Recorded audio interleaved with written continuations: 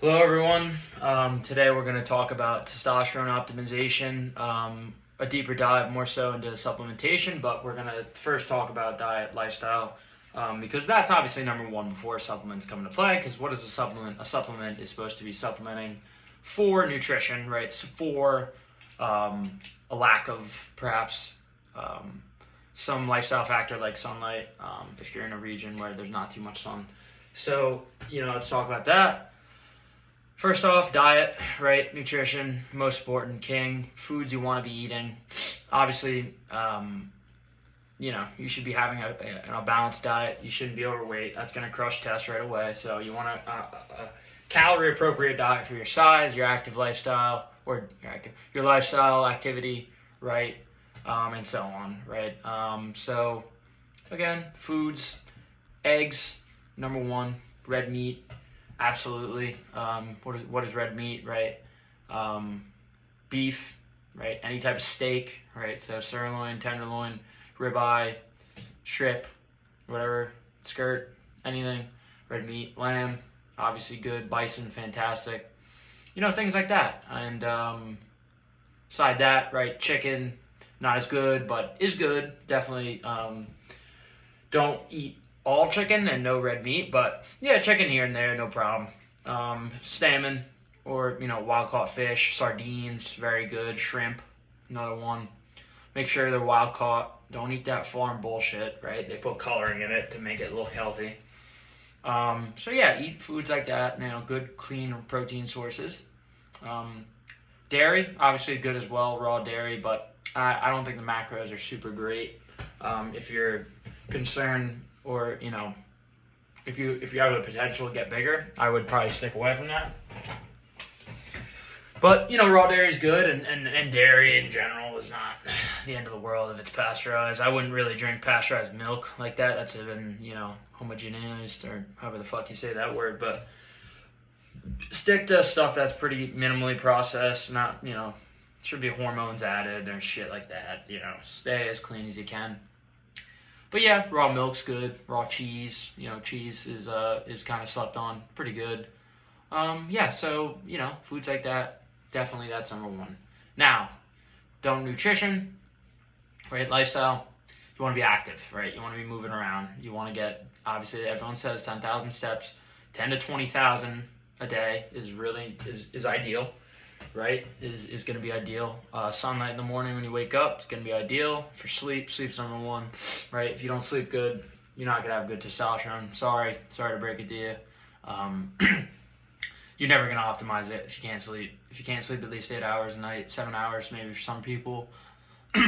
People can sleep 6. You're lying to yourself if you say that. I can sleep 6. I feel great. Yeah, you probably fucking drink 300 milligrams of caffeine a day. And by the fourth, if you work a job, by your last day, you probably feel like garbage. So let's be real. I would say you got to sleep, right? You got to sleep. So lifestyle, got to sleep. You got to be active. Got to get sunlight if you can, right? For vitamin D. Talk about that a little bit. Vitamin D, really, really important. But yeah, so those are the basic things. You got to have those covered. So you got to have those two bases covered.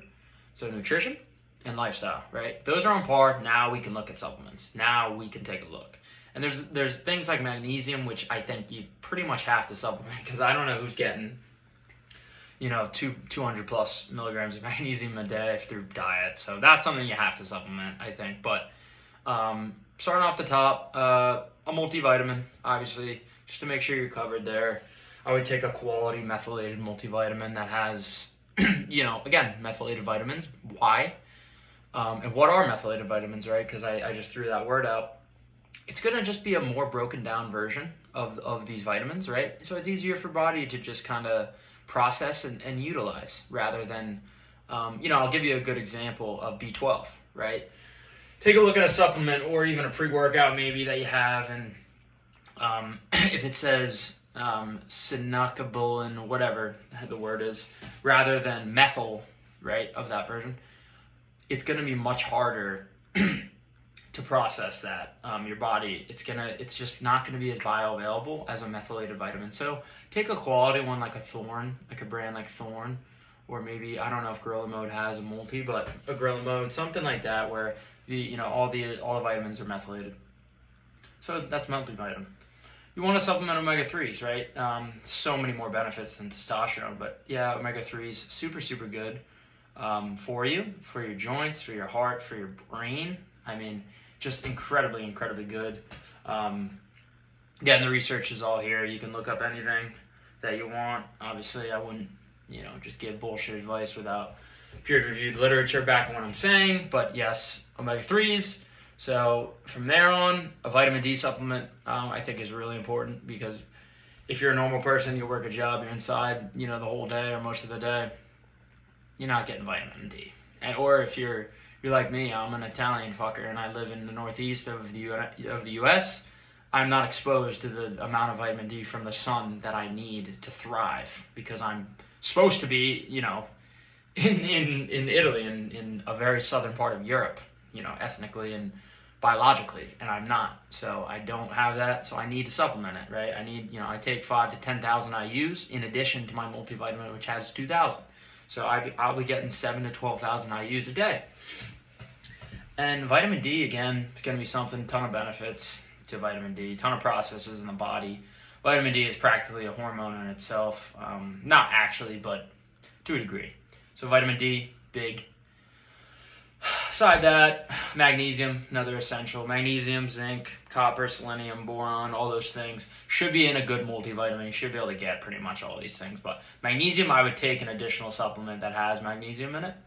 If you have a good multivitamin, it should have zinc, copper, selenium, all those, and boron as well. All those little things that are going to help with either total testosterone, free testosterone, radicalization, and so on. But once you have those, we're at a good base, right? We have those covered. Those are our essential, our micronutrients that you would track, a normal individual would track. Right now, we're going to get into the kind of external compounds that, or not even compounds, but supplements that are kind of a bit more not essential, right? You can just take what I just said and be pretty much fine. But if you want to get into the extra stuff, you want to give yourself maybe an extra, percentage point boost in these areas, then this is for you. Okay, first off, Tongkat Ali, as well as Fadogia Agrestis. I would get a supplement that has both of them. It's just simple, it's easy. There's particular milligram effective doses for those that kind of throw in the description, but the Tongkat Ali gonna help for sure with just lowering sex hormone binding globulin. What is sex hormone binding globulin? It is essentially something that kind of keeps your free test from being able to kind of go around the body and be active, right? Because a misconception is, I just want to increase my total testosterone. That is not always the number one thing, right? If you told me I could have, because there's free testosterone, which is the body which is the part of testosterone that roams around the body, does things, build muscle, right? Important things like that. And then there's total, right? You're total, you're free. If you have a great total but a shit free, it's like, I'd rather have moderate of both, and you're probably better off, right?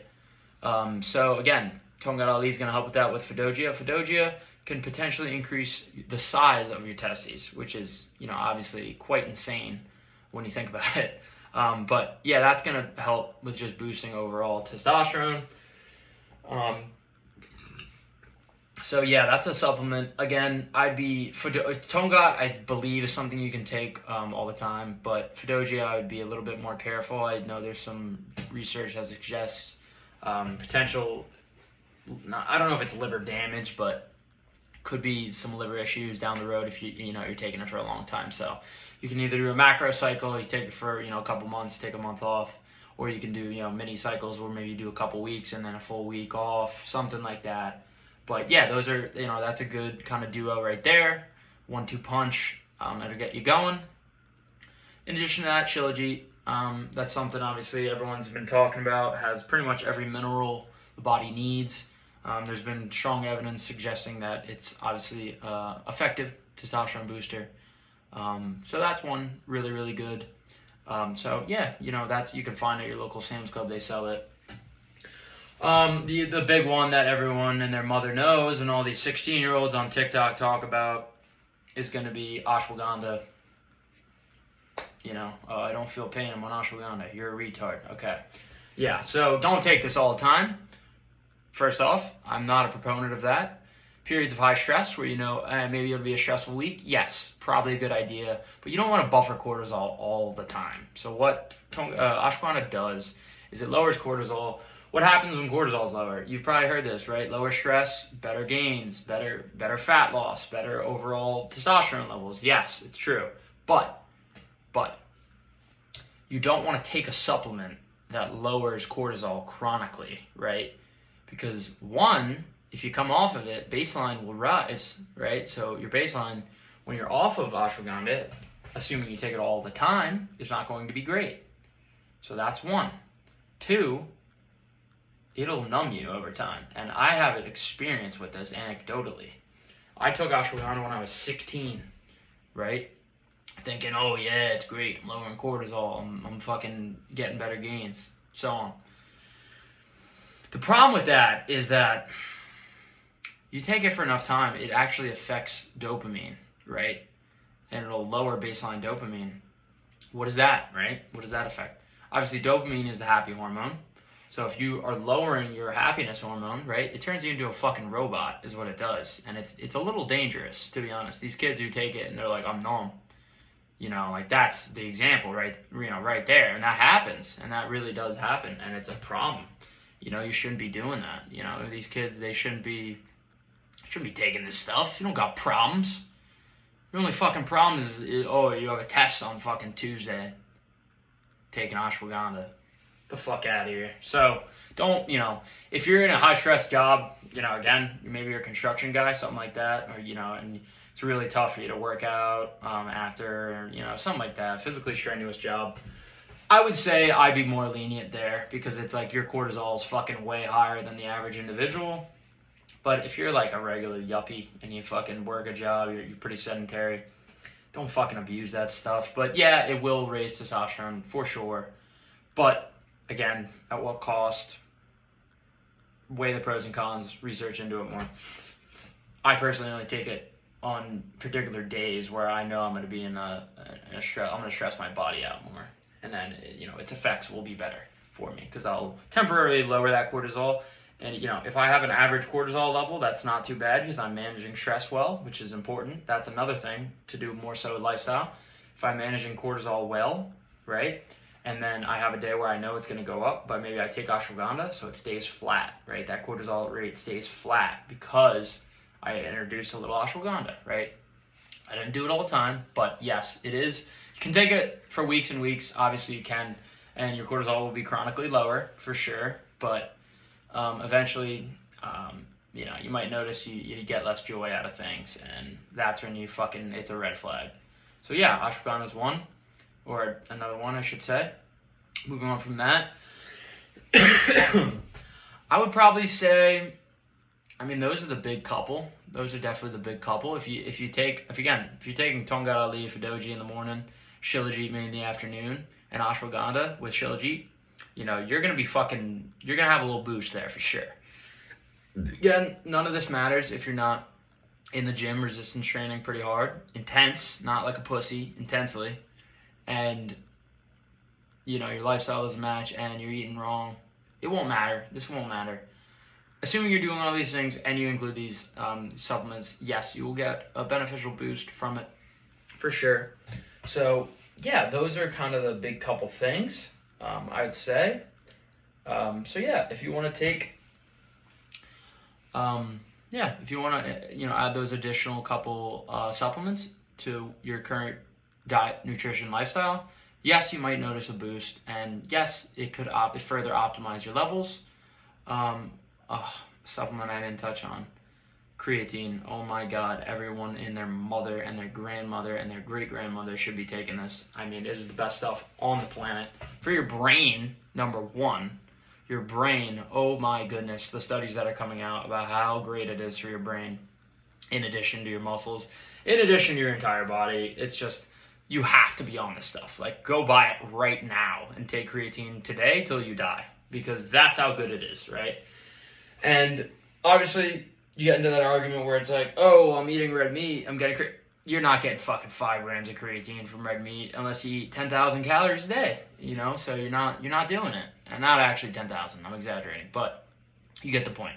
Supplement with it, because there's proof and there's evidence on people who take a high dose creatine and they have to perform something even when being sleep deprived, and they perform marginally better because they included creatine, right? So it's like, why are you not taking it? It's not that expensive. It's worth it. It'll increase your gains in the gym. It'll increase your brain function. It's like, man, everyone's got to be taking that stuff. I mean, there's no excuse. Drink water and take it. I know, don't. If you drink a glass of water a day, yeah, maybe stay away, or maybe, not even maybe, you fucking should be drinking more water. That's pathetic. But yeah. In addition to that, I'd also throw in a bonus. I really should have covered this. Electrolytes. You should be getting electrolytes. Maybe you should probably buy a supplement. If you're someone who sweats when you work out, or maybe you do cardio, maybe you do jiu-jitsu, maybe you do, boxing, I don't know, you do something, you play basketball, you do something, and you're sweating a good amount, you need to put electrolytes back in the body. You can get it from food. You certainly can. That's why I don't, look down on people who don't take electrolytes. If I just worked out and I come back and I have a steak with salt and a banana, or a kiwi or 2 kiwis, and I have a bunch of potassium and a bunch of salt with my steak, I'm just getting right there, boom, I'm getting a lot of the sodium I lost and the potassium, more than enough potassium, and obviously still missing out on probably magnesium there, but you get the point. Throw an electrolyte supplement in, can't hurt you. One other thing I guess I'd throw in would probably be pine pollen extract. What is that, right? It's just the pollen taken from, pine trees. There's been evidence of phytoandrogenic effects, right? So obviously you've heard the word phytoestrogen, right? It's in certain foods, soy products, and, just with all the bullshit food industry and what they put in it, it's in processed foods here and there. It's good. It might give you a couple, little percentage boost, but again, if your lifestyle's right, your testosterone will be right. Bottom line, I guess we can get into conclusion now.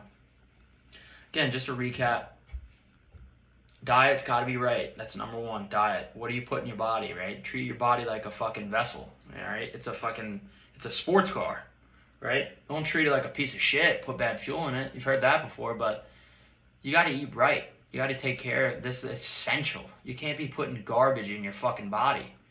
So yeah, that's number one. Lifestyle, right? Be active. Move the fuck around. Don't sit around, be sedentary. That kills you. Forget about testosterone. That kills you. So move around. Get in the sun as much as you can. It's not, it's not easy. It's not easy to do. But do it. If you can. Get up a little earlier in the summertime and go for a walk. Get some sunlight in your eyes. Get some sunlight on your skin. Friday and Saturday, or Saturday and Sunday, lay outside in the sun if you can. So yeah, do that, right? Lift weights, obviously. Lift weights intensely, right? Go and push yourself hard to where you can't do another rep in most cases. And then aside that, right, sleep. Obviously, sleep good. Sleep long. Sleep as long as you can. Sleep as quality as you can. Don't eat a couple hours before bed, right? So you're digested and your body can release melatonin properly and can sleep properly, right? That's big. And then, yeah, from there, again, supplements, multivitamin, fish oil, vitamin D, magnesium, and then if you want, right, the bonus stuff, Tongkat Ali and Fadogia, Shilajit, ashwagandha, depending on the circumstance, right? Pine pollen extract, you're good, right? That's it. You're going to optimize it the best you can. Creatine, as well. Almost forgot the fucking king somehow. I don't know how I'm forgetting creatine. It's just I'm so used to taking it every single day, and have been taking it since I was probably 16, 17, and I'm 21 now. Fantastic. So yeah, just do those things, and let your body do the rest, and you will see increases, and you will see energy. Your energy will improve over time. So yeah, that's it. That's all I have for you. Again, keep doing you.